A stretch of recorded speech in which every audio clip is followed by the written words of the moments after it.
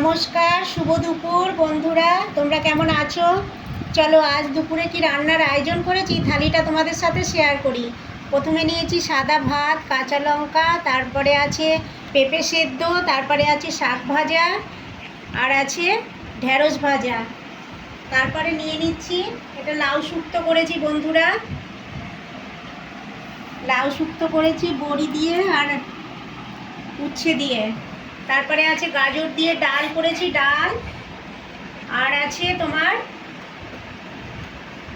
এটা পনিরের তরকারি করেছি, সয়াবিন আলু দিয়ে পনিরের তরকারি করেছি। দেখো বন্ধুরা, খেতে খুব ভালো লাগে। আর আছে শেষ পাতে একটা পান্তুয়া। আজ এই সামান্য আয়োজন যদি তোমাদের ভালো লাগে, লাইক শেয়ার করবে, আমার পাশে থাকবে। দেখা হচ্ছে নেক্সট ভিডিওতে। চলো টাটা।